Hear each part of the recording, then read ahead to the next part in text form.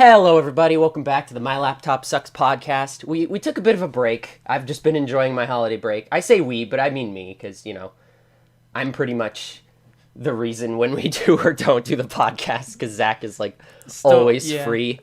And I'm just like, living that unemployed life. I like sleep. I'm living I work 9 months out of the year and I'm taking my one out of, I work 8 months out of the year for school, so I'm taking my 1 month out of 4 vacation. So welcome back. First podcast of the decade. Let's go. That's an accomplishment. We made it. Hooray. We beat Y2K. That's when it was supposed to happen, right? This year. Y2K2. Y2K2. It's literally Y2K2, because the digit, because 2020. Okay, well, this is the first episode. We're back. We got kind of a lot to talk about, and funny enough, we decided to record the week that they had more Pokemon news, which is hooray. Insane. What a shock. It's like Game Freak knew. Like, you guys are finally going to do the podcast today? Fine, we'll give you some Pokemon shit to talk about. So literally, when they announced the Direct, that blindsided me. Yeah. I was not expecting them to announce it this early. Yeah. I was just like, huh? What is this? Because usually... So I wasn't... Yeah. Yeah, they normally do a Direct, on Pokemon Day, but that's normally to announce a new generation, and they announce their, remakes and stuff in, May or June. Yeah, they usually wait till, February or March or something to announce stuff like that. So I was it's always around Pokemon Day for the new generation, and then for the third games and remakes, it's always announced in May or June. So literally, we had no idea what could be coming. Okay, but first and foremost, I think the most blindsiding thing is Pokemon Rescue Team DX, which literally comes out in 2 months. Yeah, I know. March is the most stacked month in the history of video games. Oh my god. It's like some fortune teller in the video game industry who was like, release your games in March and you'll make $1 trillion bajillion, and they're like, ah, shit, well, we gotta do that now. But literally, well, the thing is, though, right before the Direct started, someone tweeted out, by the way, anyone who's a fan of Pokemon Mystery Dungeon should probably tune into the Direct. That's so stupid. Like an hour before the Direct starts, they're like... No, it was a few minutes. It was 20 minutes or so before. I don't really believe predictions when they're the same day. It's if you want to seem credible, you got to do it way in advance. Unless most people just did not know about but it literally comes out in 2 months, and there's a playable demo. Yeah. So it's the game is pretty much probably done. I think you were right. I think it was definitely slated for 3DS, because it looks exactly like Gates to Infinity and Super Mystery Dungeon. It has a really similar style. But I love how it looks upscaled on the Switch. It looks like a storybook almost. Yeah, it looks really like good. That too. I like how they kept the colors and stuff like that from the original. They didn't wash them out. I'm also a big fan that they kept all of these because I feel like the original 2 Mystery Dungeons had some of the most interesting Pokemon you can have as, your player character and as your partner. Yeah, Munchlax and, Skitty and... Yeah, in the first game, you can get Machop, Cubone, Psyduck, and Skitty. Huh. And, that's super neat. That is crazy. Just having these have you played the demo yet? Yeah, I installed it. My friend Eli, he installed it, and he was like, Zach, I'm gonna name my partner after you. Take the quiz, and then I'll pick my partner, and then I'll name that. And so I did it. I got Cubone, which was pretty cool. That's pretty impressive. And because I feel like that's what I think in the originals they made the non-starter Pokemon really hard to get. You had to get a really specific set of questions and answer them in a certain way just to get Skitty or something, which I think is actually the most optimal Pokemon for the speedrun, because it has cute charm. It's the best one. Because it has cute charm, specifically. And also double slap. Oh yeah. That's really funny. They actually sorry. I had another question. I haven't played it yet, but is it Super, where they let you take the quiz and then let you change it if you're not happy, or is it just quiz only? Yes. Oh, really? Oh, that's cool. They allow you to pick it, but I don't know, man. I feel think it's nice, because people who are... Yeah, it's fine for those who don't like what they get. But Yeah, man, for sure. I really love the idea of just like, this is you. Yeah. You may not like it because it's like when you're born. Yeah, you're born and you don't have to. You just have to fucking. That's fair. Just live your life. I think those who are like committed enough will definitely just stick with stick with what they get. It would be nice if like if after you beat the game, then it gives you like an option to pick. If you want to like replay it, it gives you an option like, hey, you can just pick whatever you want now, or you can still take the quiz. Like, it's fun. So, and actually an interesting thing, I played like an hour and a half of the demo, and they updated the movesets for a lot of the Pokemon. That's cool. Like, the Cubone, when you start out with Cubone, you have 4 moves already. You have Bone Club, you have Brutal Swing, Brick Break, and Headbutt. That might just be for the demo? I feel like I am not sure because they allow you to transfer your save file from the demo to the main game. Were you like level 5 or whatever, like normal? Yeah, I was at the default starting level. That's weird. So I'm guessing it might be because I've heard a lot of things about red and blue rescue teams kind of difficulty spiking a bit. Oh, absolutely. And that might be to mitigate it just a little bit with more optimized moves. Because the Squirtle partner I had also had, it was like water gun, bite, brick break, and something else. You don't know difficulty until you've done fucking like 40 floors of Sky Tower when you're like 9 years old. Like that is the epitome of video game difficulty, is being like 9 or 10 years old and just slogging through these floors. It's fucking absurd. Is it 40? I feel like it was like way more.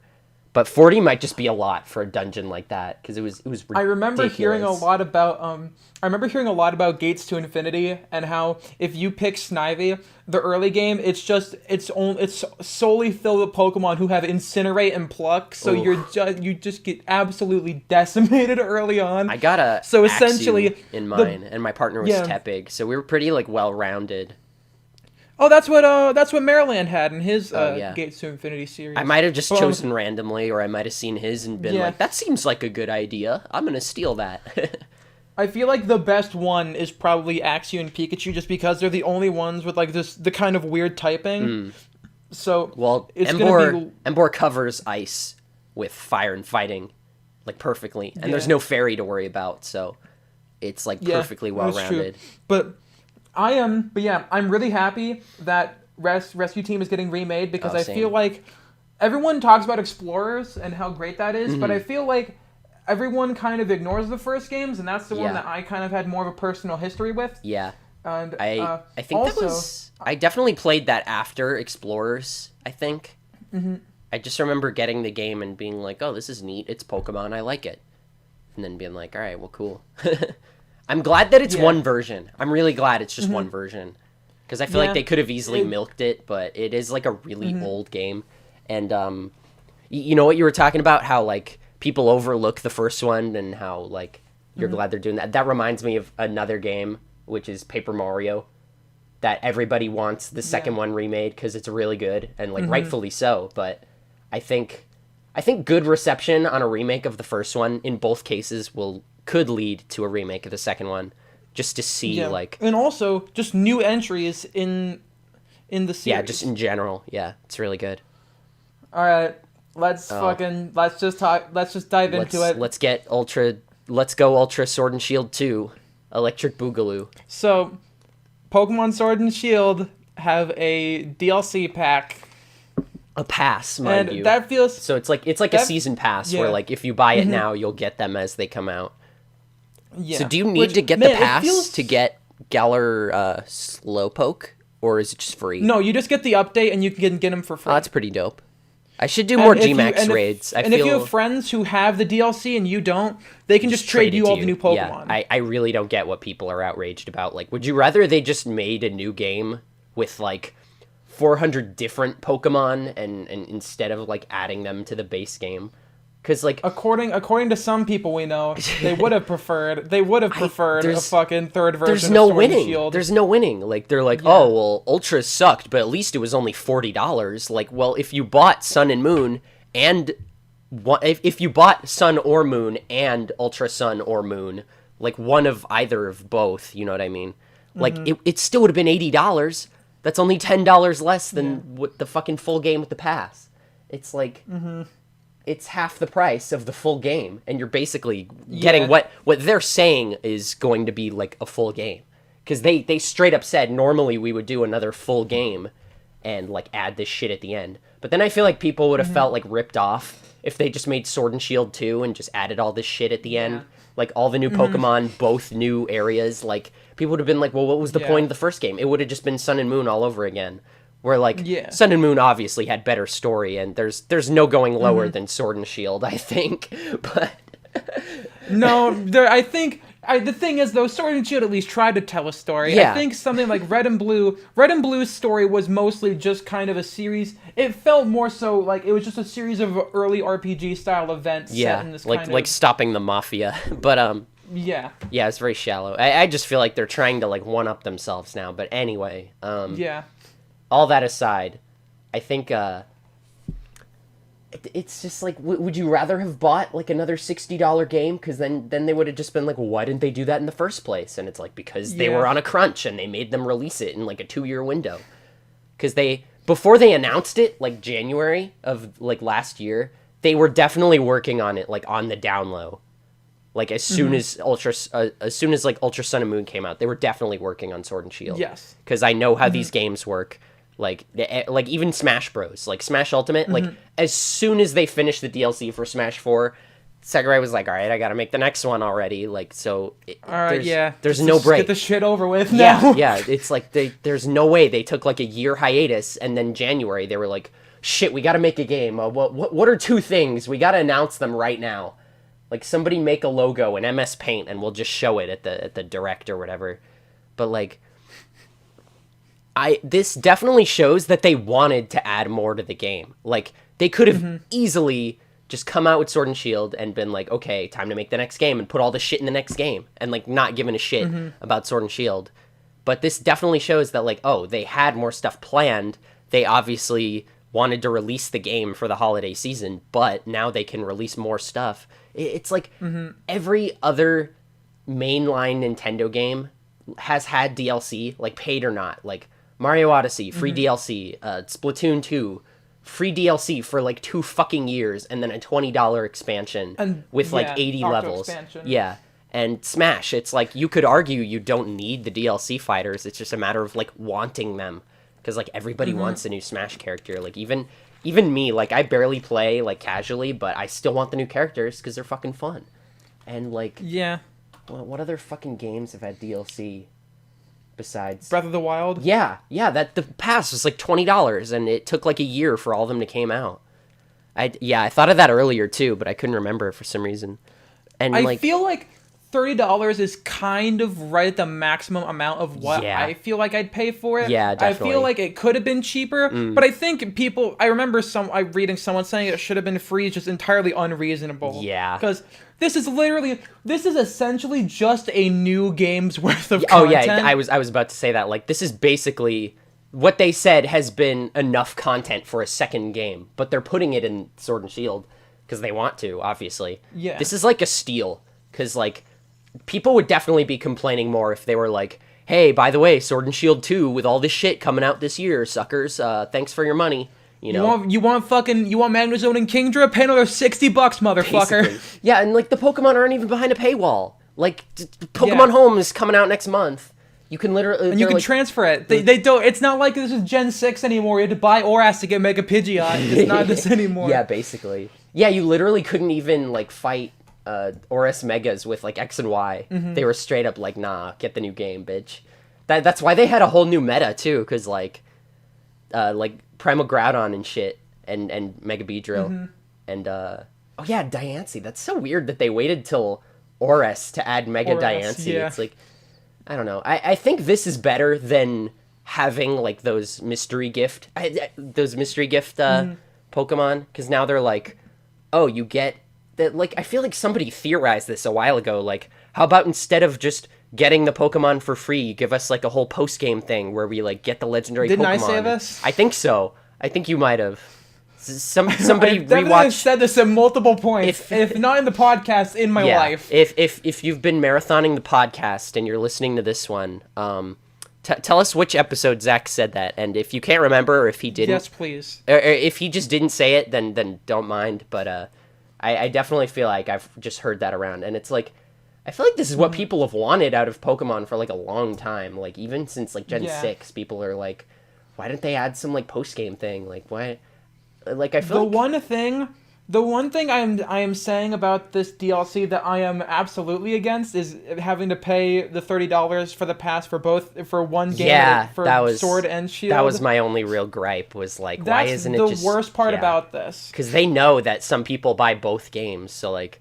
One pass should apply to, like, both games or both profiles or whatever. Because, like, when you get, like, the Breath of the Wild Season Pass and you make, like, a new Switch profile, it carries over. Because it's, like, based on the system.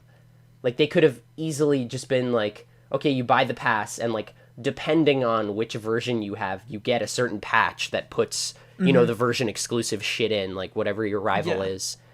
And I'm just like, I don't know, man. That is a little... Because then it basically is a full game when you buy both packs.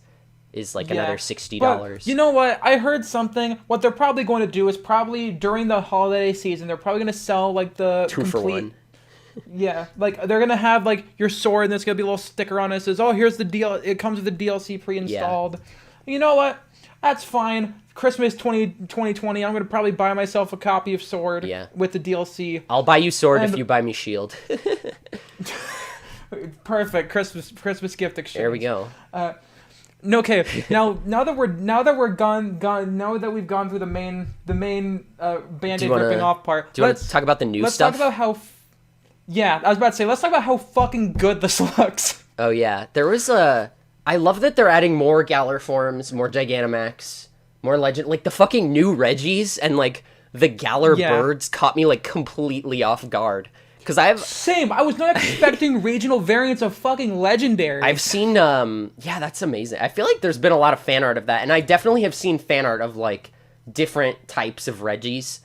I saw one that was, like, bug, and it looked like straight out of Hollow Knight. It was so cool. It straight up looked like a Hollow Knight boss. Yeah. I was like, man, that looks fucking dope. The thing that I am probably most excited for is just seeing more Galar forms, because I love... regional variants, and we're getting regional variants of one of my favorite trios. I unabashedly love the Reggies. I think they're super interesting. Of these weird golems whom are like controlled by like a massive master one. That was like what the movie was about, I think.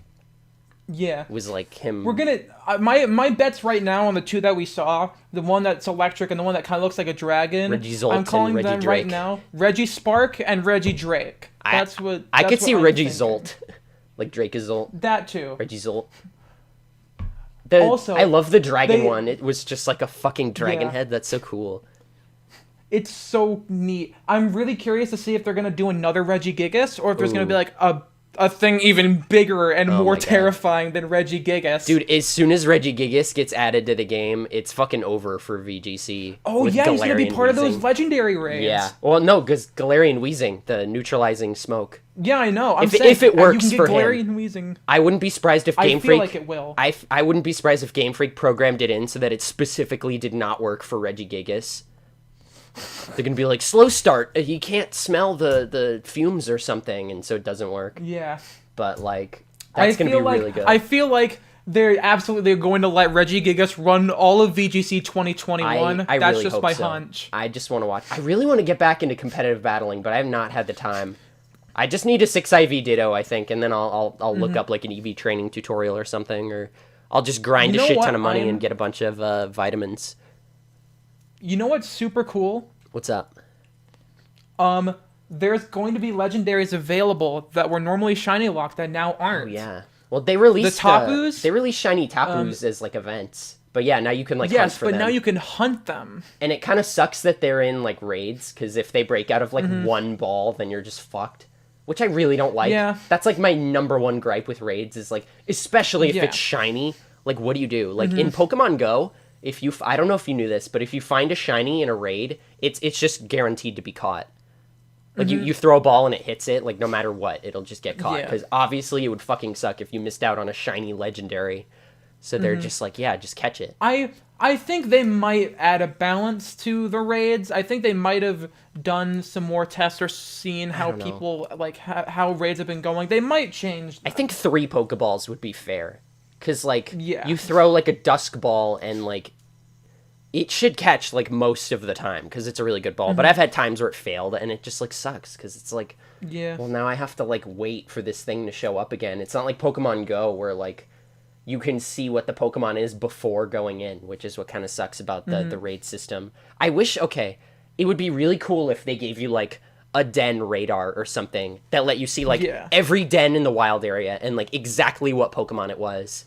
And, like, I don't know, let you teleport to the den or something. I don't know if that would be too broken, if that would, like, remove this. But you can already fly to, like, most parts in the wild area. To, like, 3 main central parts. So, like, I don't know. I don't really see the harm in just letting you teleport to them. And in Pokemon Go, you can see when a raid is about to start. You get, like, an hour before the raid starts to, like, see that there's going to be a Pokemon there. It doesn't tell you what it is, but it tells you that it's going to be there soon and that you should be ready, or that, like, you have time to get ready or something like that, which I feel like they could definitely add some quality of life stuff in that regard. Game Freak, hire me, by the way. I'm single. Nintendo, hire this man.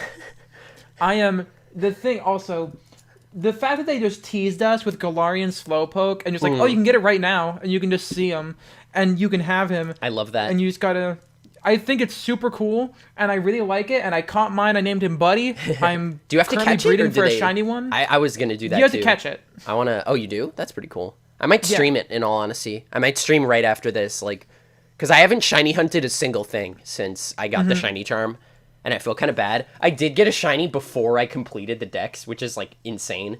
You saw that, right? What was it? The shiny Bronzor. I remember that. I was just running around the wild area, and it just walked into me, and I, like, almost didn't notice it. And I was like, whoa, that's green. It was absolutely nutty. But when they showed off Galarian Slowpoke, it used Acid, and that's a move it comes with when you catch it. Yeah. I am hoping to God it's pure Psychic when you catch it. I want one of its evolutions to be part Poison. A Poison Psychic type is so cool. And also, it could make sense because it could turn poisonous because of, like, people constantly trying to cut off its tail for eating it, so it could develop a poisonous system. Oh, like a defense mechanism. Yeah, that'd be great. Like some lizards have that, I think, where, like, or just like I think I'm probably thinking of, like, a tree frog, where, like, they're poisonous so that predators don't eat them. They also have that, like, bright yellow bit, which is, like, what a lot of animals have that, like, don't want to be eaten. With that, like, little cape they showed from, like, that preview of we don't even know if it's Slow King or Slow Bro that they teased. It could have easily been either. Because... And it doesn't even have to be Slow Bro or Slow King. It just could be new. Yeah, you're right. It could be something completely different. Like Surfetched. Sword and Shield have... As flawed as Sword and Shield are, they have some fucking amazing ideas, and I am here for all of them. It's definitely a lot of steps in a lot of different right directions, if that makes any sense. It's not one big step, because people always talk about, just like Game Freak, one step forward, 2 steps back. But I feel like, obviously people are going to complain about having to pay for things. That's the nature of life. But, like, when you look past things costing money, which everything does, it's a lot of... And I really like that they said outright, like, both new areas will just be completely open, free camera, just like the wild area. Because I feel like a lot of people even were like, the wild area didn't really do much, like, story-wise, but now they have, like, 2 basically new wild areas with, like, their own little stories. It would honestly, dude, if the thing is, with these updates, that kind of confirms in my head that Gen 9 is just going to be like this, probably. Yeah. Because the way it's honestly so crazy that someone whom no one knows from Game Freak is now the head of the DLC for Sword and Shield, and that's super interesting. He could probably make, like, main set. Like, wasn't Masuda, like, some small guy before he was, like, director, or, like... Yes, I think he mostly was. I think he did something on the side, I don't think he... I think he only started directing with Ruby and Sapphire. Was it Ruby and Sapphire? That's pretty early. Yeah. That's crazy. Because it was Tajiri... Gold and Silver was the last games that Tajiri himself directed. Right. Okay. Was he the other guy that was there with Masuda? Or am I thinking it? No, that's Amori. Satoshi Tajiri is Amori. Pokemon. He's the guy who made it. Oh, is he that old guy? That they always show in the beginning? I don't know all their names. No, that's Ishihara, the CEO of the Pokemon Company. The one that everyone says is like an evil motherfucker. They're like yes. he is greed incarnate, and I'm like, all right, man. Here, let me find. Satoshi Tajiri is the guy who made Pokemon. I mean, look at like James Turner. He designed a couple Pokemon in like Black and White, and then this gen he was straight up lead designer of Gen 8. Which is why like a lot of the Pokemon art director are so good. Or if you're Arlo, so bad. But I digress. Yeah. Arlo, we love you. But come on, man. Yeah. But also, this is what Tajiri looks like, I think. Oh, I'm not sure. I thought he would be a lot older for some reason. He's 54. That's pretty good. For a Japanese 54-year-old man, that's pretty good. Considering the work culture there. But I mean, I think most Americans work more than Japanese people with like hours and minimum wage and shit, which is kind of messed up. Because I think Japanese people, they have school on Saturday too. They straight up have one day off, I think. I think some schools, don't quote me on that. I think some schools they go to school on Saturday for like probably advanced classes or whatever. But I don't know. That's really interesting. I like that they're adding new legendaries too, because it definitely felt really shallow. With just, like, Eternatus. With just the 3. Even Eternatus felt kind of, like, shoehorned in. Like, what even is it? It's supposed to be, like, the anti-Dynamax Pokemon, but it can Gigantamax, and it's, like, what even... Is it made of, like, energy? I like that it looks like it's made of, like, crystals and shit. Yeah. I just love how not Pokemon-like Eternatus looks. It looks almost like an Ultra Beast. He looks kind of like a Final Fantasy boss. Kinda, yeah. I really hope that one day they straight up give out Eternamax Eternatus. That thing is going into AG. No, it's not. It's going to be too good for AG. Really? You think Mega Rayquaza wouldn't even stand up to it? No. They're going to say nothing goes. This Pokemon is not allowed in any capacity. Yeah, fuck you. You think, oh wow, Game Freak, you think you're so funny making this fucking stupid ass Pokemon who has the only Pokemon in the history of existence who has a base stat total of over 1,000. It's over 1,000. 255 HP and 250 defense and special defense. Aren't they? Oh wait, aren't they adding Blissey? Did they tease Blissey? Yes. Okay, I must have missed that. They did. Dude, Serene Grace Tri-Attack Blissey. Finally, it's finally happening. Finally, Specs Blissey for OU. Finally, yeah. One gen post Gen 5, Blissey will finally outclass Chansey again. Yeah. Yes. Specs Blissey. Not even also, that. Also, we have this. No way. I remembered one other piece of bad news. What's that? Landorus T is coming back. Oh fuck! And the Tapus too. Get him out. You talked about that before, but you didn't acknowledge how bad it was. Throw the whole fucking game out. Yeah. Goodbye. Did they say that they were cutting Pokemon for balance reasons? Because I feel like a lot of people... one of them was trying to keep things competitively balanced. I mean, it worked for like the first year of the game. Yeah, and it works for the main game. It works for the main game because then now they don't have to worry about like, oh well, if we add this Pokemon, then it'll make the main game like trivial. Like you could just catch a legendary or whatever. But it would probably be post game only anyway because they've always done that. You know what? You know what? You know what's kind of a dumb hope in the back of my head. What's up? That Simisear is gonna be in this DLC, but I wouldn't be surprised. I'm about to boot up the DLC and then look like a clown because I know he's not going to be there. I wouldn't be surprised if they balanced out like some of the Pokemon because I feel like as much of a meme that the monkeys are, I feel like they're really like recognizable. I feel like that's like one of the first aspects that people think of when they think of Gen 5 is like, oh yeah, you get those monkeys at the beginning of the game. Yeah, and that's also probably why they don't like it because no one likes the fucking monkeys. I mean, you don't have to use them; they're just there to help if you like need the team coverage for one gym. a lot of people. I've heard the majority of people just say they're fucking ugly, and I don't get it. I liked Pansage when I got him. He's just a little leaf boy. And Simisage is a fucking pompadour. Yeah, it's funny. You said they were based off like different Japanese cultures and stuff like that. Yeah, they're based off of different groups of Japanese delinquents. Right. Yeah, I can definitely see that.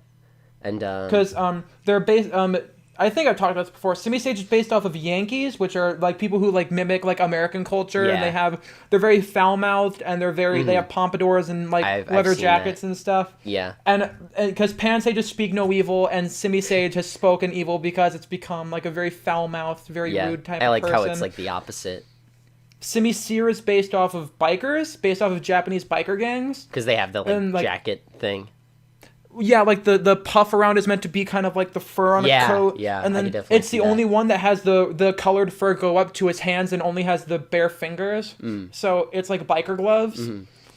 And Simisear has heard evil because loud ass motorcycles. That's the epitome of evil. Pollution. And then Simipour is based off of like a subsection of Japanese schoolgirls who are super appearance focused and like. And they do it solely as like a thing to spite people. Yeah. So Gyarus. I think it's Gyarus. They dress like possibly. Well, because like in Japan, like pale skin is considered attractive, so a lot of Gyarus like they tan their skin and they have like blonde hair, which is considered like conventionally unattractive there. But they do it as like a fashion movement where it's like I look good and I don't care what like men think about me or my appearance. So or whatever. I think they're super interesting. It's just the fact that Simipour see no evil, and she can't see anyone's appearance because her eyes are closed. Yeah. But I think they're really interesting designs. I think they probably could have been improved on a little bit, but it's just no one gets it over here because Americans don't get these like kind of Japanese references. So it's like, oh, ugly monkey. Maybe they would if their stats were better. I would appreciate the cultural reference if it didn't suck. If the Pokemon was I would good. appreciate the cultural reference if Simisear was stronger than Darmanitan. Yeah, I wouldn't complain. That'd be funny as hell. Yeah, Simisear, objectively better fire monkey. Just give it gorilla tactics. They're monkeys. Give it gorilla tactics. That'd be amazing. Imagine if they did that for like all the monkeys. It's like a hidden ability. Oh, they just replaced Blaze. That would be a lot better. That'd be so much better. Oh, that'd be so funny. Imagine. Oh my god, then the thing is, you can run double-banded Simisear. Would they be like UU at least? I feel like, because the thing is, the Simis have super good type coverage. Yeah. Although Simisear is mostly like special attacker, isn't it? Because it gets like Focus Blast and like... Well, the thing is, though, here, I remember the majority of them by heart. They get Super Power, they get Gunk Shot, they get Rock Crunch, Slide, Acrobatics. Shadow Ball, or Shadow Claw. Shadow Claw, Crunch. Mm. Oh, yeah, Acrobatics is Flare like crazy. Simisear gets Flare Blitz through breeding. I can't imagine, like, Guerrilla Tactics, Acrobatics with, like, some other consumable item, or even just, like, no item, because normally you can't, Normally you can't choice band Acrobatics because it's like redundant, but now you can stack both. Or hypothetically, you could stack both. I'm not gonna say it like it's fact. Although if it does happen, you can definitely credit us. I will not complain. You know what? What else is there? I don't know. What else is there to talk about? I was gonna say earlier about the Reggies. You know what I could definitely see them doing with the Reggies is just like trade over the Reggies from Sword and Shield over to Diamond and Pearl remakes to get Regigigas. And then like that's true. And then like transfer Regigigas back to like Sword and Shield to like unlock something. Like what they did with in Platinum, where it was like you get the event Reggies and then you get the like baby Reggie, and then it unlocks the ones you can like actually catch, which I feel like is kind of like redundant because it's like you already have. No. That one that you get was from a Toys R Us event. Yeah, it was a level 100 Regigigas from a movie, and then it unlocked the 3 Reggies, and then you catch. Yeah, that still seems kind of redundant though, because then you just get a weaker one. I love Chugga's reaction when he was like, "It's level 1." Yeah, and it was all tiny. And the thing is, I get why they did that. It's because it's meant to be like sleeping forever, so it loses all of its power. And I think it is really funny to have a level 1 legendary. You already have a Regigigas, and it's already level 100, so why? Yeah. At least it's easy to catch. You don't have to catch the ones in the game. You can just transfer your ones from Ruby and Sapphire. That's true. Big if. I tried doing. I'm talking about with like the Diamond with Platinum specifically. Yeah. With just transferring them up. I feel you. Or you could the Regis are in Oris, right? You could totally just get them in Oris and then put them in Bank and then get them in Sword and Shield or Home. Excuse me, dude. I hope Pokemon Home dishes out Watts like Pokemon Bank dishes out BP. Oh fuck yeah! Because oh my god, or just BP in general, because BP gets you like mints and like competitive items and stuff like that. Watts would be really good too. Evolution items, rare candies. Actually, yeah, they'll probably give you the option, like how in Pokemon Bank they were like, "Do you want Pokemiles or BP?" And where like BP was like the objectively better option. But Watts and BP are both equally as useful. I swear to God, I have like 3,000 BP in my Pokemon X and ORS files, like each. Like I could easily buy like 10 ability capsules. I'm glad they lowered it to 100, by the way. Yeah. Because 200 is like way too much for something that you could easily just breed a different one for. It's just a convenience thing. The mints are good too. I just hope. I really just gotta get a Ditto and get breeding. We also have the new legendaries as well. Oh yeah, the like egghead thing and the the weird deer, and also the fighting guy who evolves into different forms depending on what the. Yeah, is that gonna be DLC or is that gonna be? Yeah.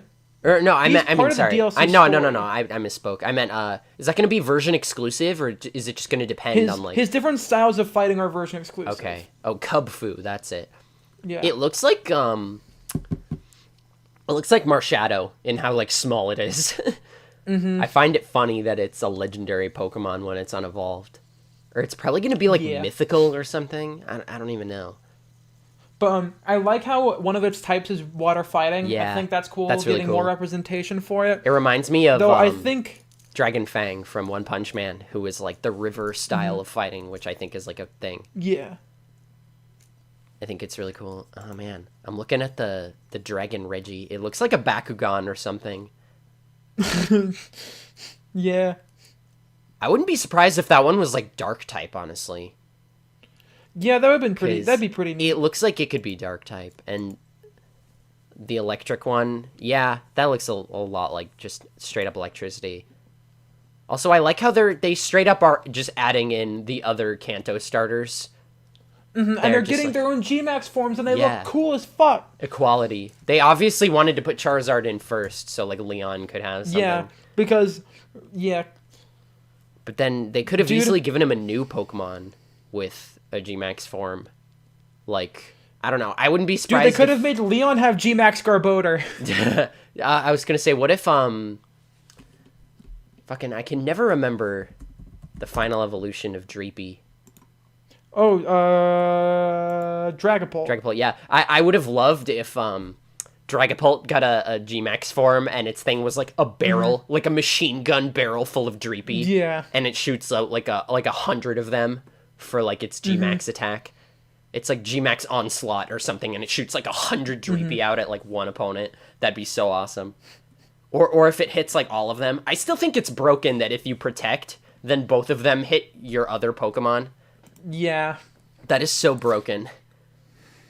You know what's funny? I was talking to my friend recently, and she kind of made me realize why it's Dragon type. It's based off a stealth bomber. So that's why it's Ghost. It has to be sneaky. And it's dead. Because Ghosts they kill are people. Sneaky. They kill people. I want to use a Dragapult. It's really funny. Weren't we going to do some strategy with it? With like... Or no, I just told you that it would be good on a VGC team because Dragon Darts. It is. It's one of the best Pokemon in VGC right now. Because I told you about that thing with the Dragon Darts where if one person protects, then both arrows hit the other Pokemon, which is... So, like, I was doing the Masuda battle in-game to get the Oval Charm. I think it is. Is it the Oval Charm or is it the Catch Charm? I think it's either of them. I think it's the Oval Charm, because I think some guy just straight up gives you the Catch Charm when you beat the game. But, I was doing that, and like I protected with like my Gmax Rotom, or just my Dynamax Rotom, and then both of them hit my Roserade, and I was like, what?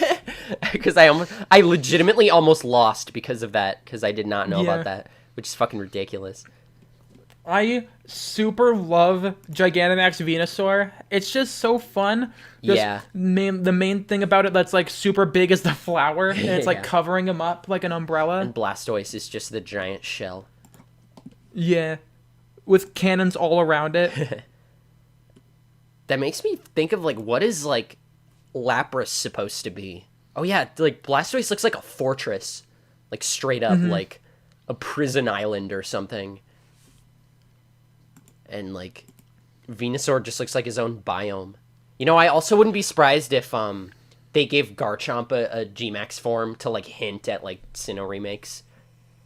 Oh, that would be pretty smart. They're adding Garchomp back in, so I feel like they're definitely if they're gonna tease something, it's probably gonna have to do with like some Sinnoh Pokemon. Oh my god, could you imagine that? The Cynthia fight's already hard enough. She'd have a Gmax fucking Garchomp.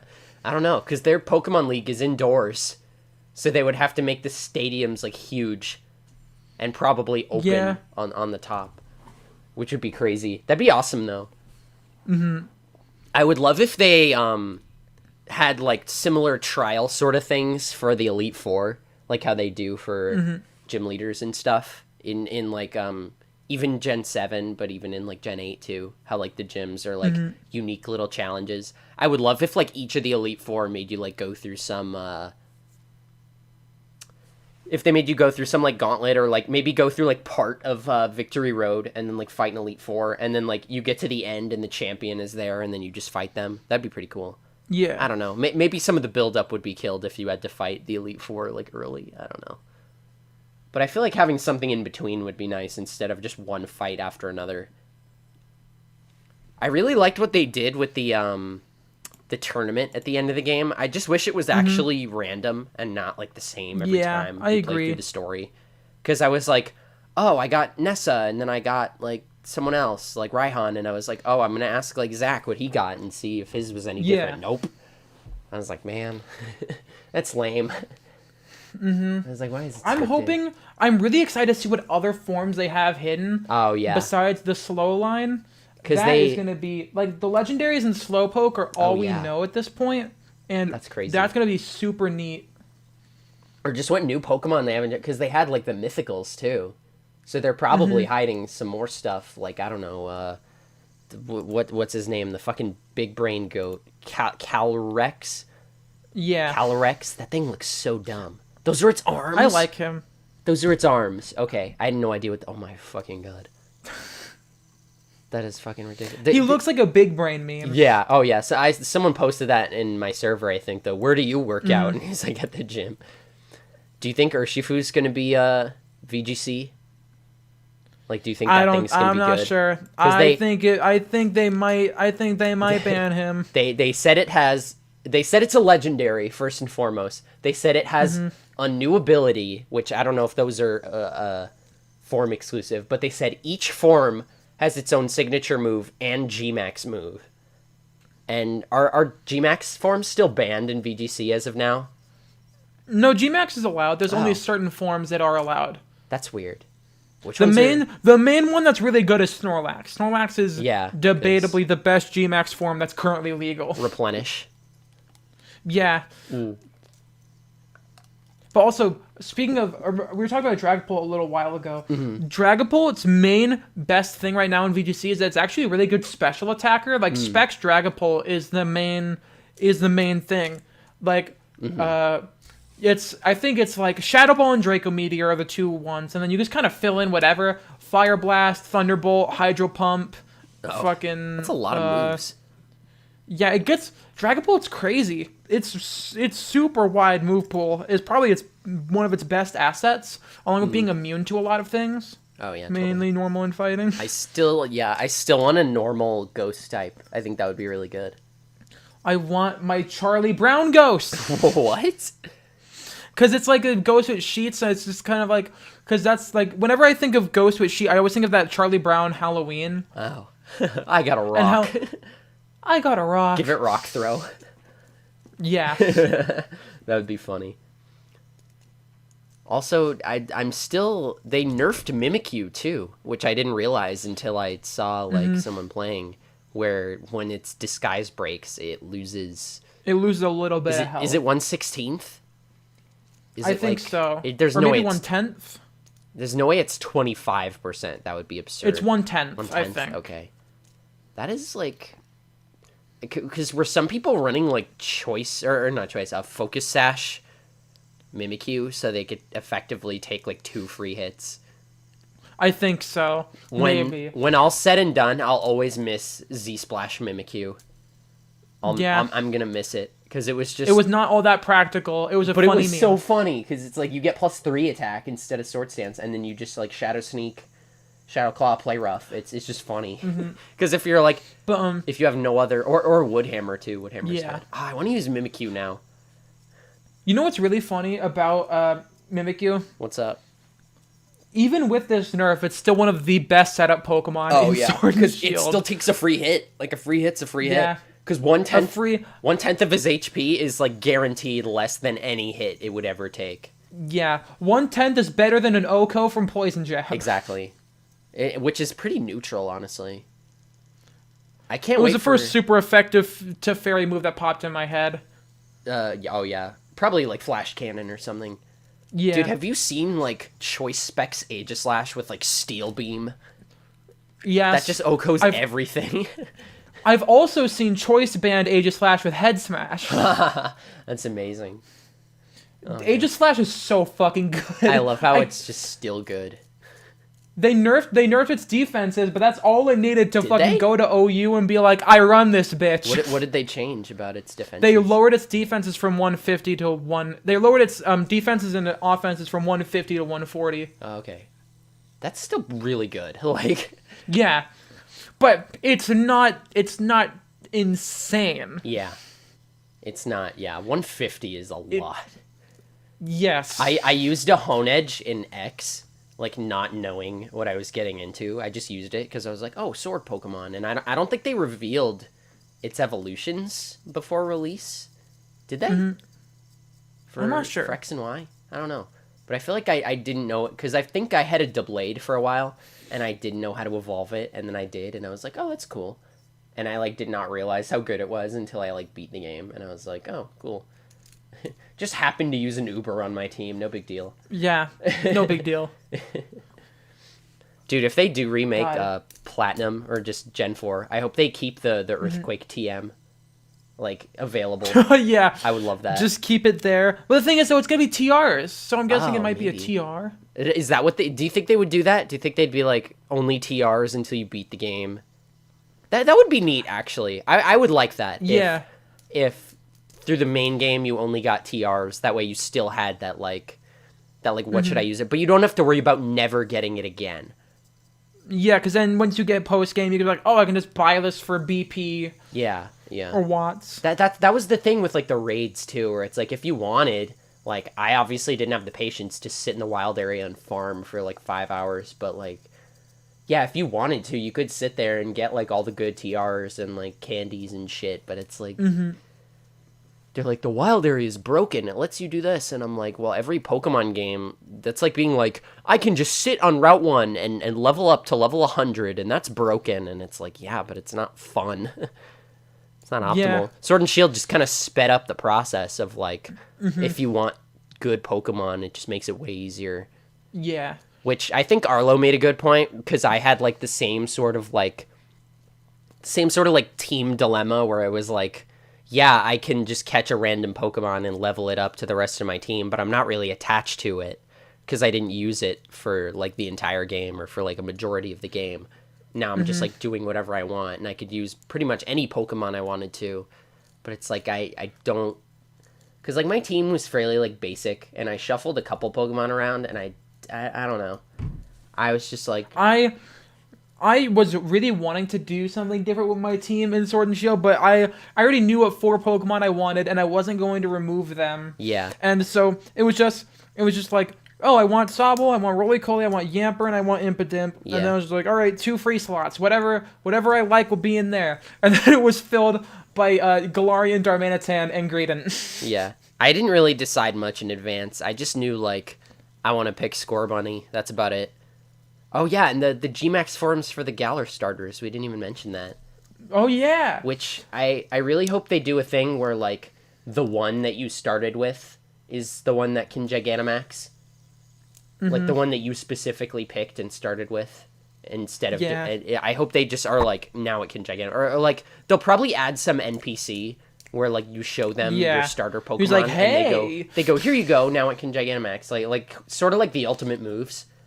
They probably give it some power or something. I do hope they just add an NPC that lets you, like, turn a normal Pokemon that can Gigantamax into a Pokemon that can Gigantamax. You know what I mean? Mm-hmm. Like, give it the little symbol. Because it's so dumb that, like, of all things that you can change in the game, you just can't get Gmax. And it's like, I get that they want you to, like, hunt for them in, like, the raids, but also some people just don't like the raids. Like, the people who want to do the raids will still do the raids for them and, like, catch them and stuff. The only reason I could see them not doing that is if they plan on having, like, a paid raid pass in the future, which I feel like will be, like, a long time coming. Like, they'll probably do it for Melmetal. End of Sword and Shield's lifespan. It's like, hey, whoever, if you don't have any of these guys yet, here you go. Yeah. They'll probably add... Oh, you mean like the NPC that will just turn them into... No, I'm not talking about a raid pass. Like, hey, here, pay $5. You'll be able to find any of them. It's all an equal amount of opportunity to find any of them. Yeah, that would be nice. Because it's ultra insulting when there's, like, a normal raid battle for, like, a Pokemon... Like just a normal Sandaconda or something, for example. Mm-hmm. And it's like, because I thought I found a Gmax Colossal, and then I was like, oh, I can't tell, because it's, like, really hard to tell the difference when you don't know. Yeah. And I was like, oh, I guess it's just a normal one. And what Dan was talking about with, like, how the person who, like, hosts the raid pretty much always gets it. Meanwhile, the people who, like, join in never catch it or something like that. I feel like unless you use a Master Ball or something, but, like, I don't know the odds. I feel like that's a little unfair, though. By the way, this is we're recording this. The Sword and Shield episode has not gone up yet. Yeah. Things might change. We might have to re-record it again. I don't think so. Yeah, I just have to work on, like, editing it together and seeing if it turns out well. Otherwise, we might re-record it or something. But it'll definitely be before the the DLC episode. It'll be like a year from now. Because did they say fall for the second pass for the Teacher Pass? Fall for the second one. Okay, so we could easily do that by, like, around the same time next year, because that's around when the game would come out anyway. It's probably going to come out in, like, October, November, probably exactly on the 15th, like, on the anniversary of Sword and Shield. You can quote me on that. They're definitely going to release it on, like on the same day. Man. All right, so let's move away from Pokemon. Let's talk about... Oh, what were you saying? I was going to say, just what else even is there besides... Well, we recorded Mega Man 5, all of it. That was fun. And I'm slowly getting them uploaded. I have them all edited. I have everything all done. Yeah, I've liked the episodes so far. Not to sound vain, I just, the format seems nice. Yeah. I think people will enjoy it. I think so too. I also made playlists for everything. Yeah. And I've made some decisions about some of the series that are on there. The Yellow Nuzlocke is something I do want to continue at some point. I'm just not sure when. Volt White is canceled, straight up. Is it just too hard?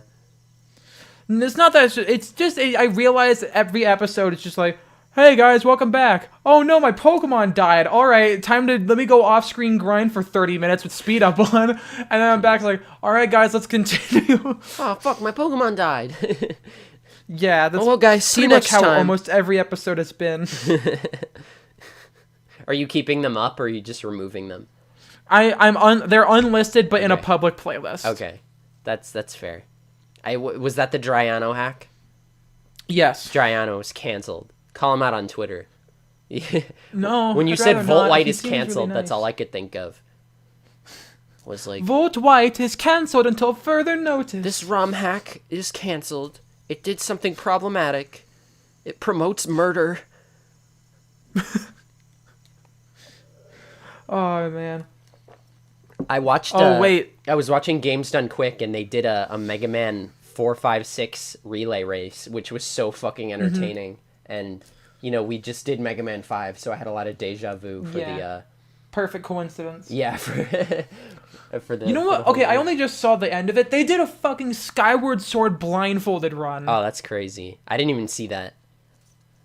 Was that today? At least.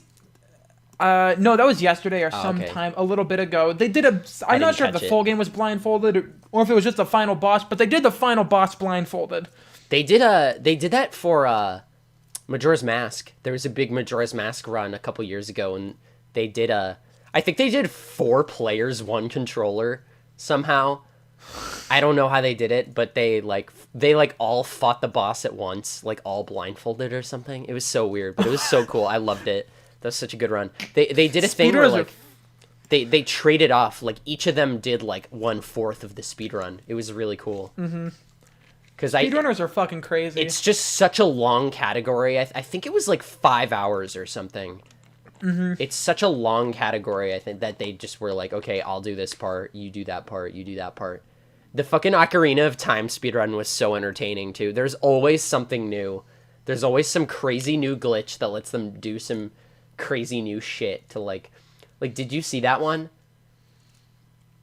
Oh, which one? No, I didn't. Ocarina of Time. They no. I don't even know how to they didn't even know how to describe it because the glitch was like just discovered by like accident because somebody like threw a boomerang at something and then it turned into a door and they were like, okay, we could probably use this to like change some memory or something. So they open like a new loading area. They like throw a boomerang at like a heart drop on the ground and then they do some like extremely precise like frame by frame pause buffered movement in order to like write some data to wherever the heart was in memory by like throwing a bunch of items out, like a bomb and a bomb chew and a slingshot and like bugs and like shit from bottles and stuff. And they do all that just to like shuffle some memory around and then like they infinitely like respawn a fairy and then like die and then open the same chest in order to give them like different items that are normally like slower to get. And the guy just did it on like his first try. Like it's extremely precise, but he got it. And I was like, I don't even know what I'm watching right now. It was so entertaining. They did this thing where like they loaded a room with a Skulltula like over and over and over again on top of itself, and then they killed like all the Skulltulas at once to get like 100 medals. Instead of like hunting all of it. It was so fun. But you can't do like all of them at once. You have to do them in like batches of 20 or something or else the game will crash. And it's so hard on the game that the picture just like freezes when they're all on screen. So they have to know exactly where to go and what to do and then go back off screen and then do it all over. It's so crazy. It's like, how do people learn this game? It's like it's insane. You could write a fucking like movie based on this shit. It isn't. I love just N64 Zeldas in general. I love that they have like the same tricks, like the bomb hovering and stuff. And I love that they're in the remakes too. They just kept like the same engine or whatever. They kept all the same glitches and they just updated the graphics. I love that so much. I love Grezzo. I love how Grezzo has just kind of become Nintendo's remake department. Yeah, I think it's cool. Because they did Link's Awakening too, right? Yeah, they did Link's Awakening. They it's just like, hey Grezzo, yeah, we need you to remake something. You got it, boss. Yeah, I would have loved if they kept the doghouse glitch from Link's Awakening, but that's very unlikely because it's a completely different engine. It's like ground up remake. Yeah. But I would have loved if they just kept the fucking wrong warp to the final boss in the new game. My favorite thing about watching speedruns is just like using speedrun tricks and like casual playthroughs. Yeah. Like that thing in Mega Man 4 where you stand like right in the middle and it just zips you right up. I've only ever done that on like certain bosses because a lot of their boss rooms have like really specific markers for like where the exact center is, but some you just kind of have to know, or like there's a different there's probably some different visual cue to use to line yourself up in those rooms, but it's just really satisfying. Same with like Metroid, like how I did the mock ball on stream, and last time when I was playing I did the Kraid quick kill. I had to watch a video and I I had to rewind like 100 times. Obviously not 100 times, but I had to rewind a lot just to get the timing right, and I think I finally got it. Oh, wow. Wow. I just realized we could probably talk about the rewind thing, Mike Matei. We talked about that on Mega Man 5, too. Yeah, very briefly. That was really funny. That he tweeted out, he was like, if you use the rewind or any feature that wasn't originally in the game, you didn't beat the game. And even the creator of I Want to Be the Guy, one of the hardest games, one of the hardest like meme games of all, because obviously it's hard on purpose, and it's just meant to be unfair. But like who the fuck gives a shit? One of the most notoriously hard games, I'll say, was like, who cares? Like I don't care, and that's why he has modes where like there are checkpoints in the game, and I Want to Be the Guy. By the way, so it's something that something that happened in between the last podcast and the recording of this one? What, like 3 months? Steven Universe Future. Oh, that is true. Yeah, no, it was 1 month that the last podcast was uploaded. I haven't even. But, it feels like so much longer for some reason. Yeah. So Steven Universe Future came out, and it's all right. It's pretty good. The boy needs therapy. Yeah. That's basically the show. It's just Steven has no form of coping whatsoever, and he's slowly taking it out on his friends. Yeah. Have they said when the new episodes are going to start again? Is it on hiatus right now? I think so, yeah, because there hasn't been a new episode since like 2 weeks ago.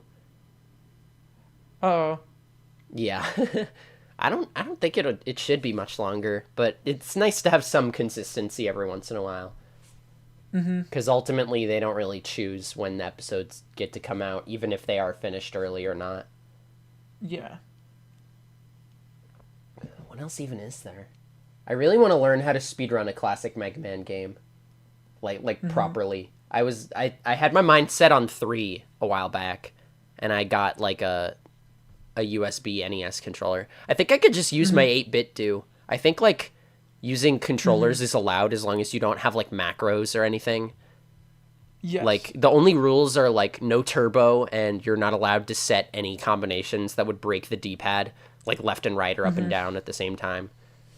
Yeah. Even like the PS4 controller, I think is like has like the rocker, right? Where it's like you still can't press left and right because it's all on like one thing, or are they actually separate? They're all on a rocker. Okay. The Switch isn't like that though, right? No, the Switch, the Joy-Con D-pad is all separate buttons. Yeah, exactly. But I think one still takes over the other. I think if you press left and then you press right, like the right will just take over the left input. I think it just cancels it out, which is a good call because you don't want people like jittering back and forth or whatever. Yeah. Do you remember that Shovel Knight teabag video I posted because my Joy-Con was glitching out? I don't know why, but the only way I found to fix it is to put the Joy-Cons back on the Switch. And every time I've done that after the first time, the Switch is just frozen. Like it goes like, a system error has occurred, please restart. And I'm just like, what? Like the first time it just did not do that. And then after that, it's happened again for some reason. I don't know why. I thought it was like a one-time thing. I don't think I was pressing anything when I took the Joy-Cons off. And I don't think I was... I have no idea.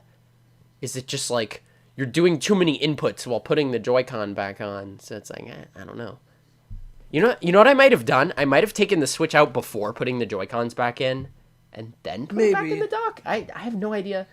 It's so weird. It's so weird.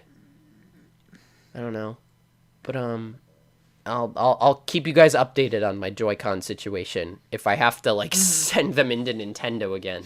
But man, watching that Mega Man relay just makes me really want to make a Mega Man game again too. And have like weapons with like movement tech and stuff like that. And I'm kind of in between like giving every weapon some sort of principal application where it's like this one lets you move in this way and this one lets you like jump backwards or some shit. And like I don't know if it would be good to have every weapon have like some use like that, because then it might just feel like a little overbearing, and like some might just go completely unused and like not see their full potential just because of like the nature of the games being like set levels, you know what I mean? Because one idea I had was, like, you shoot, like, a ball, and then you can, like, stand on it, and then, like, roll on it, and then you could, like, bounce on it if you jump, and you would go, like, super fast, and then you could, like, jump off it to gain, like, extra height. Yeah. But I didn't want to, like, make that and then not have, like, a level designed around it, because then it would feel like, well, that was how I felt when I played, like, Shovel Knight, because I played, like, Plague of Shadows, and there's this potion where it's, like, you take it and it makes you run, and it's like the levels designed around it are really cool, but the nature of the levels, the fact that they were like basically like 90%, probably like 99% unchanged from Shovel Knight, they're just not designed for like his movement specifically. Like the first level and the last level have like some slightly different things just to get you used to like his movement, but like the main levels are like, yeah, it's cool, but they don't give you really much of an opportunity to use it in, like, a meaningful way, which I would feel kind of bad if I did, like, a cool thing like that and then didn't make a level specifically around it. You know what I could do is just have it so where it's, like, that weapon is the level in which that boss's weakness. That made no sense. That weapon would be that boss's weakness, so you would know. You would know that it was the boss's weakness because the level's designed around it. And I don't know if I could force people to, like, go into a certain level, because they would also have to be designed around, you know, normal gameplay. But so you would have to be able to complete it normally, like, without any weapons. It would just be, like, either easier or faster with said weapon. Which is something I like in, like, speedruns, where it's like, my bad, where it's like, this item makes it easier for, like, casual players, and it's, like, faster but more dangerous to do it without it. You know, like the wire in, like, Mega Man 4, where you shoot it, like, straight up, and it just, like, hook shots you directly up. You could definitely design a level around that with, like, spikes and stuff, or you could do it with, like, you know, normal, with, like, no wire, and just have, like, super precise jumps and movement and stuff like that. Like, it'd be more dangerous, but it'd be faster, and that would be, like, the rewarding thing, would be, like, optimizing that part, or just, like, even using the wire, like, sparingly and not using it at, like, every opportunity. Also, it comes with, like, balance where, like, if you want the item to have some principal application, you need to make sure that, like, they can use it enough. So it can't use, like, either it has to be infinite and, like, suck, or it has to, like, use the right amount of power where it's not, like, too much, or, like, it has to be, you have to balance, like, each weapon and, like, how much they consume based on, you know, how good it is, obviously, or, like, how often you think the player's going to use it, or, like, even how much you want to use it, because even, like, the balloon and, like, rush coil, they have, like, a set number of uses, where if it consumes, like, 3 or something, but, one thing I've seen is in the like, Mega Man X roguelite game is, 20XX, where, like, every weapon shares a weapon energy pool, and you actually get, like, weapon energy upgrades. So you could, like, use more weapon energy if you, like, collect the upgrades and stuff like that, which is really cool. So you could do something like that, probably. I also had an idea for, like, a shield-type weapon, where, like, if you activate it, like, right before you get hit, it, like, deletes all the bullets on the screen, or it, like, it, like, does instant damage to, like, everything on screen, which would be really cool. So if you use it, like, right next to the boss, it just does, like, a bunch of damage. Because if he's about to touch you when you use it, then if you use it, like, right next to him, I feel like it would work that way. I don't know. That'd be pretty cool. I would have to test them out and, you know, see what works, what doesn't. You could always make, like... You could always make, like, little challenge levels. Like, I think Mega Man 11 has those, and, like, the Legacy Collection, they have, like... Well, I don't think Legacy Collection does. They just pull from levels that already exist. But I think Mega Man 11 has, like... Does it have, like, special levels designed for you to make, or is it also just, like, parts from the game? Which game? Mega Man 11. I don't know. I haven't played Mega Man 11. I need to play it. I should stream it someday. I also need to play Legacy Collection 2. I think I have that on Steam. I've had it for, like, a couple years. I definitely have a Legacy Collection on Steam. Yeah. I also had 7? I have 7 on the 3DS. That's what it is. I have on the new 3DS. I totally forgot. I was like, I knew I played 7 at some point, but I don't know where. And I was like, oh yeah, 3DS. 3DS is such a good Mega Man console. I don't know why. Just because the D-pad, probably. Yeah. I really wish they added the option to quick swap weapons in the Legacy Collection in like the older games. That would have been so cool. That would have warranted it being a different category in my opinion, because on the speedrun it is a different category, but that's solely because of the turbo, and I think because you can remap some buttons and stuff like that. Yeah. Which is like, But I think being able to quick swap weapons would definitely add like a new layer of like, okay, this definitely should be considered like a different speed game compared to the original NES version. I definitely want to have like quick weapon swap, and I want to have like 20XX also does a thing where you can map different weapons to different buttons. Like you can map weapons to like X, I think X and Y. No, Y might be dash or something. You can map weapons to like X and like almost all the shoulder buttons, I think. Like X, ZL, and ZR. Yeah, I think that's the 3, because I only ever get 3 powers. So like X, ZL, and ZR and stuff like that, you can map weapons to, which is really cool. And I feel like having both would be kind of hard, because you would have to switch. Because like having them equipped on a different button would take them out of the swap pool, which could make for some interesting like routing, where it's like I want to have this weapon ready and I don't want to have to swap through to use it, so I'll just have it equipped and then like have some normal weapons. Like sometimes it's just good to have like a normal strong weapon. I would say like Metal Blade, but not like Metal Blade. one that you could just use in the level to give you a little extra help. How many of the Mega Mans have you played? I've only finished 2, and I played the majority of 9. Okay. I haven't touched any past 8. I haven't touched 8 through 10, or 11 for that matter. But I really want to. I should probably just do that myself and then stream the games once I know what I'm doing. Because that's what I did with the first one, because I didn't want to stream them blind. That would just be frustrating. You should play 5 now that you saw me beat it. Because now you know the weaknesses and stuff. Or you should play Rockman. It's a totally different game from Mega Man 5, and you'll get a brand new experience every single time. I've been having a weird... Okay, so I beat Luigi's Mansion 3 after getting it for Christmas, and I've been trying to find another game to play through, because I want to beat more games that I'm unfamiliar with. I got Okami, and then I tried playing that. I liked what I played, but it wasn't really holding my interest, so I kind of stopped. And now I started Fire Emblem, and now it's also kind of holding... It's not really holding my interest all that much. Yeah, I get that kind of feeling. I just... And I feel so shitty. Yeah. That I want to beat a game that I'm unfamiliar with before even like playing a sequel to a game I've already beaten, even if it's something that I don't know necessarily, because I want to beat something before I go into Pikmin 2. Yeah. And then like I have a list of games I want to beat before the end of the year. That's how I feel about like Luigi's Mansion, where it's like I don't really want to play the third one until I've played like the first 2, because it feels like one of those games where it's like, yeah, you should experience the first 2 because they're pretty good in their own right.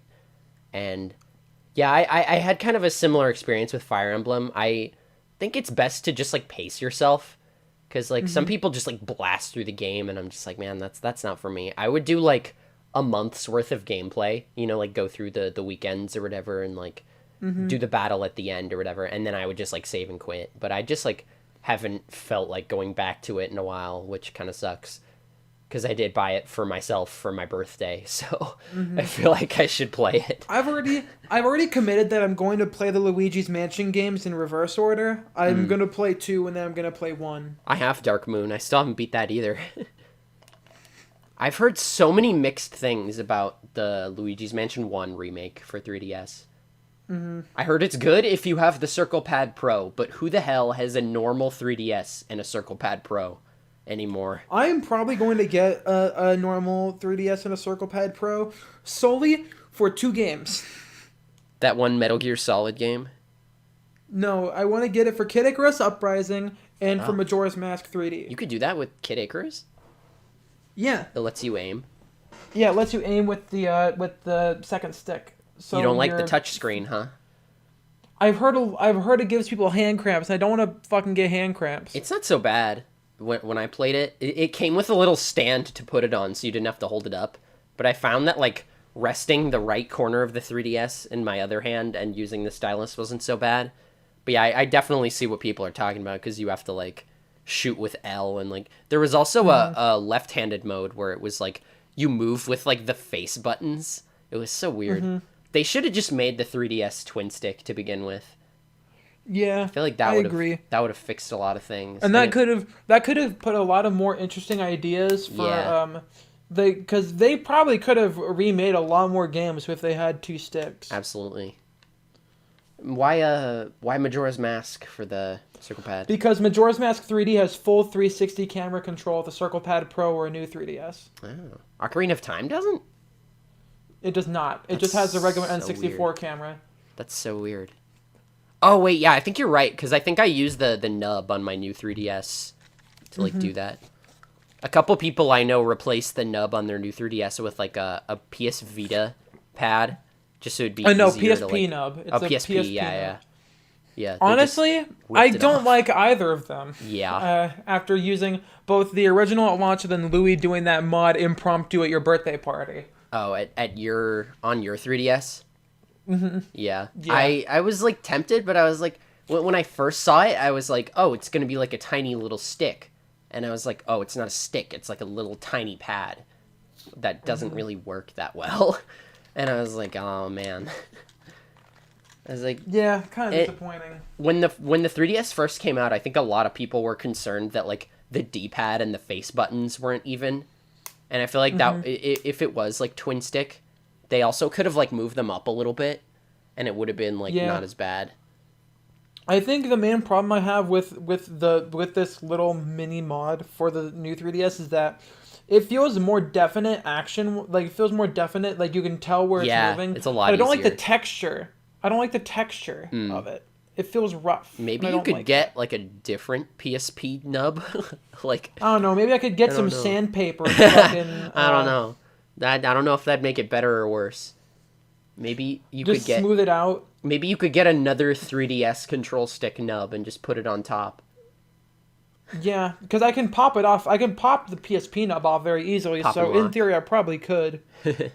Yeah, the one on my 3DS, on my new 3DS, just like comes off sometimes when I'm playing. It happened when I was playing Samus Returns, because that game is like really movement intensive and like aiming intensive. No, I'm not talking about the circle pad. I'm talking about the little C stick. Yeah, I know what you mean, but I'm saying like if you wanted mine, it's like you could take them off. Oh, okay. You could take the nub off a normal control stick for a 3DS and just like put it there. It would probably be way too big. But yeah, it definitely is like way too small. Because I feel like I remember playing Smash Bros with it, and like it's only really good in that game for like up smashes, because you can like dash cancel up smash, and you can't really do that with like the others. But like for the other smash attacks, you may as well just like charge it normally. Yeah. But now that you can cancel them with the dash anytime, it's like, oh well, now we have a normal C stick too. But yeah, I do feel like they could have. Like, especially Luigi's Mansion, it would have just been a lot better if it was just twin stick. Like the original. It would have just been so much better. Because I watched this, like, really in-depth review of, like, the remake, and the guy was like, if you have a normal 3DS and a Circle Pad Pro, like, it controls great, because you can change the controls to, like, match the original or something. But otherwise, it's, like, really hard to enjoy, because... Yeah, I don't even know what they did with the controls to make it, like, that bad. But I think if I just got the 3DS version and played it, like, normal, I feel like I wouldn't even notice, because I've never played the original. So I feel like if I did that... But didn't someone say that, like... I think he said it was different from Dark Moon, too. Like, it wasn't even the same controls as Dark Moon. It's just completely different. Which is so weird. Because it's, like, the same engine, isn't it? Yeah. So why would they change the... It's so weird. I have to do more research into it. I might just find it on... There's still a couple 3DS games I really want. I really want to get the Luigi's Mansion remake.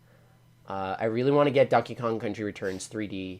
Because I have the one on the Wii, and I never beat it, because I was like 11 and bad at video games, and it's been 10 years and not much has changed in that regard, but but I do want to give it another fair chance now that it's been like 10 years since I played the Wii version.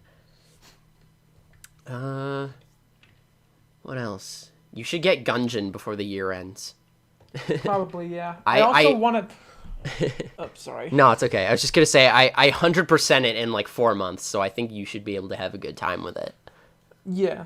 I really want to get Kirby's Extra Epic Yarn. Oh yeah, I totally forgot about that one. I don't know why. I get Epic Yarn on the fucking Wii is probably better, but I don't know. I feel like Kirby's Epic Yarn's a really good handheld game. Yeah, it's just a good game in general. It's like, why would you not want to have it on the go or something? I could just lie down in bed and play it for a little bit before going to sleep. And it has that like extra challenge mode or whatever, where the little demon guy follows you where the little demon around. guy is chasing you. He's like, fuck you. Oh, there's also the Meta Knight mode, so it has like a whole new mode entirely. The bead rush or whatever. I forget what it even was. Man, the 3DS, the end of 3DS life cycle with all the budget titles was just like something to behold. Like, I don't even know how well that turned out. Like, did they get a lot of sales on like those titles? I don't think so. Wasn't Bowser's Inside Story plus like the least selling 3DS game ever? Yeah, it flopped super hard. That's why all these games are getting ported to Switch now, because they realize that this is not a good thing to put it on. To put ports on a dying console.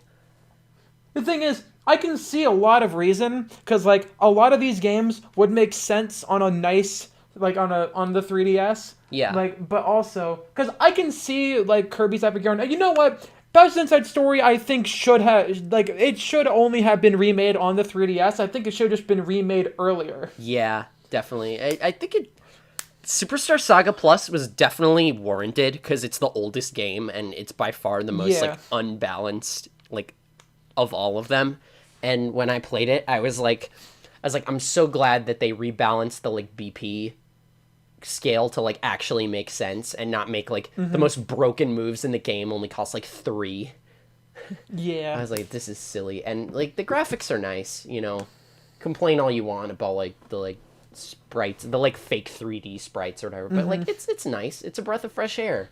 And I think it's nice. It feels I grew up on the DS version of Bowser's Inside Story, and I don't hate the art style. Me neither. I have never played Dream Team. I never played Paper Jam. I was just coming in from my only experience being with the DS version. I was like, yeah, you know what?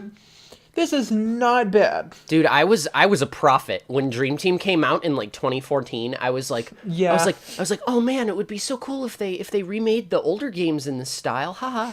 And then like 5 years later, they finally did it, and I was like, oh okay. All right. I feel like Bowser's Inside Story could have only been remade on the 3DS because of the like how frequently it uses both screens. Yeah, and, like, absolutely. Does all this wacky stuff. Dude, wouldn't it be cool if the Switch version had like if they did make like a Switch Mario and Luigi? This is like super hypothetical, especially with like Alpha Dream. But it'd be really cool if they were like dock the Switch now and you use like the bigger screen and you use like motion controls or something to like do the Bowser fights or something. Like you punch straight up, or just like, that'd be so cool. But it would also require you to be like at home or something. Like, I don't know. I think it would be neat. Or if they had like, if they were like undock the Switch and like use the touch screen or something. I would love a game that like takes advantage of like all aspects of the Switch's functionality. Yeah, but then it'd be super fucking hard to get footage of it. Yeah, that's true. Only in like handheld mode, at least.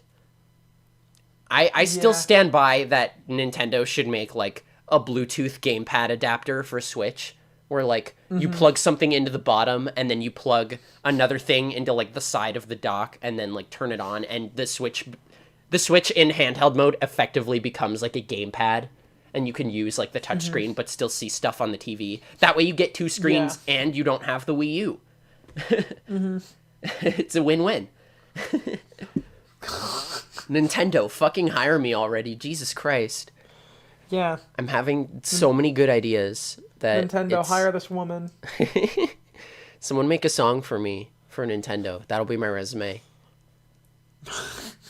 I love how like indie devs are like the only ones without their heads up their asses.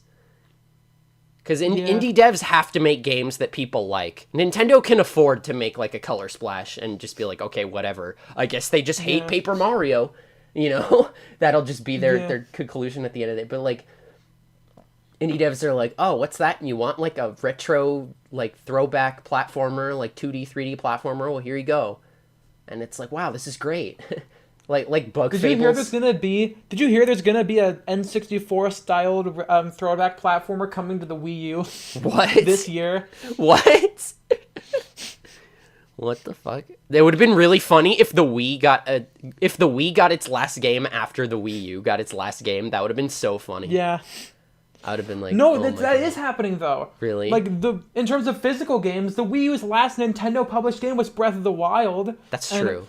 The Wii is getting Just Dance 2020. Yeah, but I mean, what game is coming out on Wii U that you're talking about? It's an indie game for the eShop. That's crazy. What the fuck? I would love a game that made use of the gamepad like Sticker Star did or Color Splash did, but not in like an RPG. Like, like New Super Mario Bros. U kind of did something like that, where you like tap the screen to like make those little platforms or whatever, which I think got like outright removed in the Switch port. I'm not sure. Yes, because it's impossible to implement in a... I mean, the Switch is a touchscreen. So if you're playing in handheld mode, it would very much work. Yeah, if you're playing in tabletop mode, your friends, you have the 2 Joy-Cons and your friend brought 2 extra, and you just be the one asshole blocking the one screen you have, tapping your platforms. That would be so funny. If you jumped on the platforms enough, I think it spawned like a power-up or something. I think so. It's like the Buzzy Beetles in that one level where you get like a 1-up. But yeah, I don't know. It just doesn't... The dynamic gameplay doesn't really do, like, an RPG very well, and it doesn't really add much to the gameplay. Whereas I feel like, you know, something like Yoshi's Crafted World, if it was, like, craft the little platform on the... You know how you get, like, the 3 parts of, like, the train or whatever? It'd be cool if it was, like, use the stylus and, like, put the train together and then, like, throw it up on the TV, and, like, there you go. That's, like, engaging. Yeah. It's more engaging than just tap the card, swipe it up. Okay, instead of just like A presses. It's like there's no point in doing that stuff when you could easily just map it to like a button press. And you could argue that for like anything, like Wii Sports or whatever, but Wii Sports actually gives you like the feel of like swinging the thing or whatever. Yeah. Also, I gotta say, I loved Arlo's prediction for 1, 2, 3, 4 Switch. That is one of the things that I want like more than anything else. I don't like that it's paid, or that he predicted it would be paid, because I'd be like, for the amount of people that bought that game already and feel like ripped off, like that it should just be free. Like a bunch of new mini games. Like I would love if they had like 2v2 and 1v3 and like free for all games. Yeah. That would be amazing if they came up with like that many more games. But I don't think it's worth like $20 more. Yeah. Because people already paid full price for, like, a novelty game that should have just been pack-in. It should have been, like, $20 or something. It should have been, like, Wii Play. Should have been, like, here's your game. Come with a free Joy-Con. Yeah. Because, like, the free Joy-Con repair comes with, like, a coupon. It'd be obsolete now that they're doing it anyway. Yeah. You could sell it on eBay just for, like, collector's points. Just be like, I have the thing that gives me a free thing that they give out free ones anyway, so whatever. But it'd be a reason to sell like a yellow and a green Joy-Con too. But that would be really cool. Do you see them doing like a Switch Pro? Yeah, I think the Switch Pro or Switch Plus or whatever they're gonna call it is going to happen at some point. I think Plus that sounds cool actually, because Arlo predicted that name, and I feel like it might happen because I don't know, just a gut feeling. Yeah, they usually do that. Like didn't it take the 3DS like a couple years to get the XL or the new? Yes, because it was like the original 3DS came out in 2011. The new 3DS came out in like 2014. The new 3DS XL. Yeah, and then the new 3DS was only in the original. The new 3DS small size was only in limited edition bundles. Yeah, I got the Happy Home Design. Dude, we should Let's Play Happy Home Designer again. Like for real. Everyone talks shit about Happy Home Designer. It looks super inoffensive. That's a game where it's like, it's very much meant for fans of Animal Crossing. Or like, even if you're not, like, it's just a fun little like sandbox build a house thing. And like, the creation of Happy Home Designer led to improvements in New Leaf, because you can unlock the like tap and drag like furniture movement in New Leaf if you have Happy Home Designer save data. Yeah. I think, which I don't know, could be seen as kind of like scummy because you're essentially paying for like a little feature like that, but I don't know, I thought it was cool. Of all the games, I think it would be really cool if they ported Happy Home Designer on Switch. Yeah. Because people are gonna, you know, probably want that like retro Animal Crossing feel and just like making houses again. And it was really fun. I just loved like dicking around and making shitty houses and like buildings and shit. Yeah. It was so fun. We It should feels let's play so. It just feels so bizarre because I remember someone that we know talking about like how Animal Crossing had 2 low points. I'm like, there's only one Amiibo festival and there's a Happy Home Designer. I'm just like, wait, what the fuck? People hate Happy Home Designer? It's really harmless. Like, yeah, Amiibo Festival was like pay for game pieces basically. It's like Smash Bros. I can see people's issues with. Yeah, it's like if Smash Bros. Every character was the same, and you had to have the amiibo to play as the character. It's like, why even bother unless you just like the character? It's like an in real life gacha game where it's like you essentially pay for cosmetic shit. You pay for the figurine basically, more than the character. You know what's even funnier? What's up? Literally, they could have just made a fucking Monopoly-like game for Animal Crossing 2. Yeah. It would have made sense. You could have made Tom Nook. It could focus around Tom Nook and like he's the Monopoly man. Selling. Yeah. And like building houses on spaces. That would have been cool. Like how they had a what was that game on like Wii U? Fortune Street? And they did like didn't they do like a crossover with like Mario or something? That would be really cool. Dragon Quest. Oh yeah. That would be really cool if they did like Animal Crossing Monopoly or something and you built like little Animal Crossing houses on spaces and like that would be really cool, and not have to buy amiibos to play the game. Oh yeah, and you had to put the amiibo on the reader to roll your die. I just remember that was fucking ridiculous. Yes. Like I saw like a let's play of it and I'm like, this is harmless if you have the money, but obviously like because you're just watching some like let's player play it and obviously they have the money to buy it, but it's just so funny. But, is there anything else you want to talk about before we wrap things up? That was pretty... No, I don't think so. I think we're good. That was a good return to form for us. If you wanna unlock the second half of this podcast, be sure to PayPal me $20. Link will be in the description if you want the second half. Oh yeah, we have to upload our Wreck-It Ralph commentary. Oh yeah, I'm definitely going to I'm going to upload that on like SoundCloud or something. Can we put it on Soundgasm? Is that a thing we can do? I mean, potentially, I think so. You could just have like Wreck-It Ralph 2 commentary track on Soundgasm. Yeah, in between their regularly scheduled Undertale audio porn that's on there, and you can. I mean, people did that on SoundCloud too. I'm pretty sure. I have no idea, but I think they did before they banned not safe for work audio. I made a post a long time ago. I was like, if this gets 100 notes, I'll do NSFW ASMR or something like that. And I still haven't done it. That was like 5 years ago. I just never did it. It was more than 5 years ago. I was probably like 15. So it's probably like 6 years ago or so. I don't know. But that I'll just like put in the description of whatever. We'll probably talk about that next time after we've had more time to reflect. But thank you guys for tuning back in and listening. Apologies for the wait if you've been waiting for this. If you're just marathoning, then thank you for listening. And we'll see you all next time. Goodbye. Hoes mad.